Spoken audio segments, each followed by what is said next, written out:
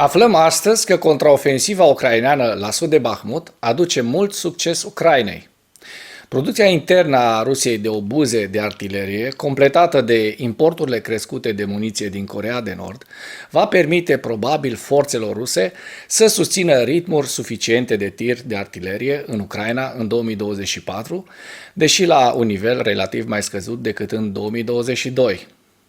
Șeful Centrului de Informații al Forțelor de Apărare estoniene, Ants Kivilseg, a declarat pe 20 octombrie că Rusia mai are aproximativ 4 milioane de obuze de artilerie care au rămas, pe care forțele ruse le pot folosi pentru un război de intensitate scăzută pentru încă un an.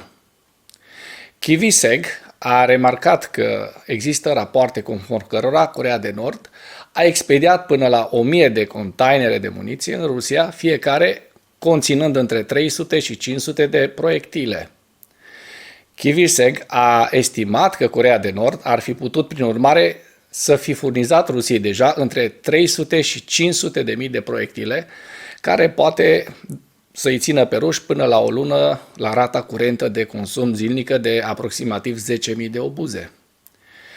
Analistul militar ucrainean, colonelul Petro Cernic, a raportat pe data de 23 octombrie că forțele ruse trag în prezent între 10.000 și 15.000 de obuze pe zi, semnificativ mai scăzute decât ritmurile de foc din vara anului 2022, care erau 45-80.000 de obuze pe zi. Cu toate acestea, sursele occidentale și imaginile din satelit au confirmat că livrările nord-coreene, probabil compuse în mare parte din obuze de artilerie, au crescut drastic de când autoritățile ruse și nord-coreene au început probabil mai multă cooperare oficială militar-tehnică în septembrie, așa cum a raportat anterior Institutul pentru Studiul Războiului. Iar Coreea de Nord este probabil foarte dornică să facă oferte și livrări suplimentare.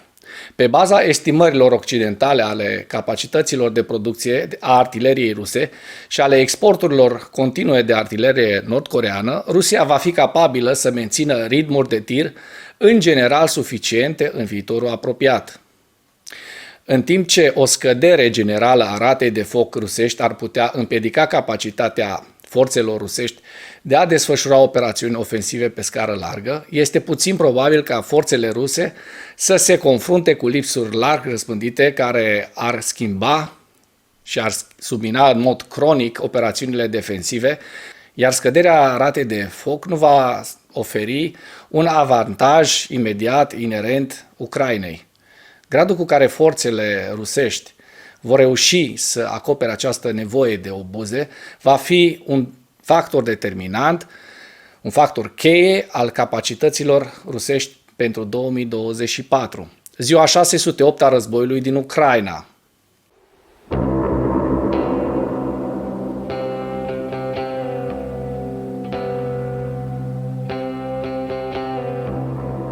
Forțele ucrainene au înaintat la sud de Bahmut pe 23 octombrie pe fondul operațiunilor de contraofensivă continue în apropiere de Bahmut și în vestul regiunii Zaporojie.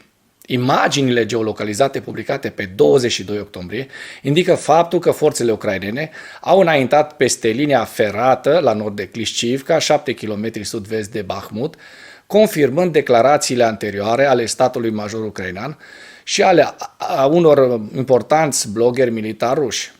Statul major ucrainean a raportat că forțele ucrainene au continuat operațiunile ofensive în direcția Melitopol, oblastul Zaporojie, de fapt partea de vest a regiunii Zaporojie. Forțele ruse au efectuat o altă serie de lovituri cu rachete și drone împotriva Ucrainei în noaptea de 22 spre 23 octombrie. Forțele aeriene ucrainene au raportat că forțele ruse au lansat 14 drone, dintre care 13 Shahed și o rachetă de croazieră KH-59 și că forțele ucrainene au distrus toate aceste ținte. Dacă până în acest moment ai găsit informații utile în material, contribuie cu un like și cu o distribuire a acestui videoclip pentru a ajunge la cât mai multă lume. Comandamentul operațional de sud al Ucrainei a raportat că forțele ruse au efectuat 9 lovituri aeriene folosind un număr nespecificat de rachete aer-sol antiradar KH-31.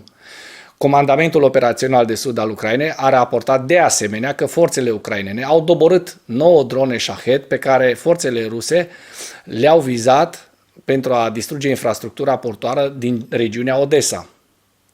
Forțele rusești au vizat în mod obișnuit infrastructura portoară și cerealieră din regiunea Odessa, iar oficialii ucraineni au raportat că Rusia va reînnoi probabil atacurile împotriva infrastructurii critice ucrainene în iarnă.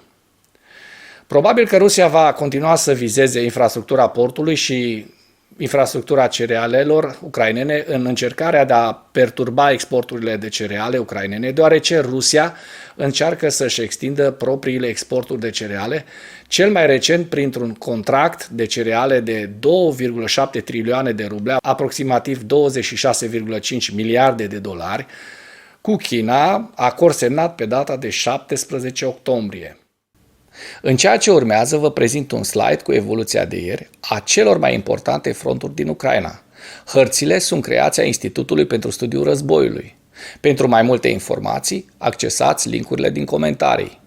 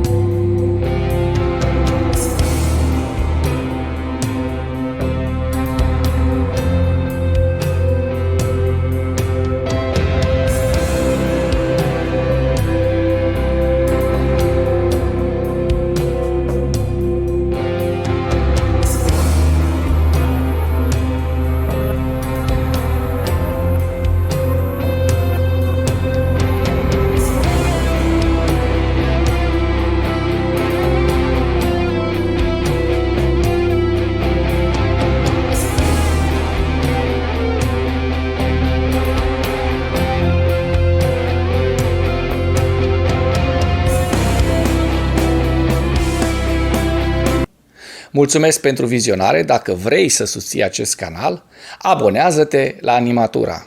Apreciez mult asta.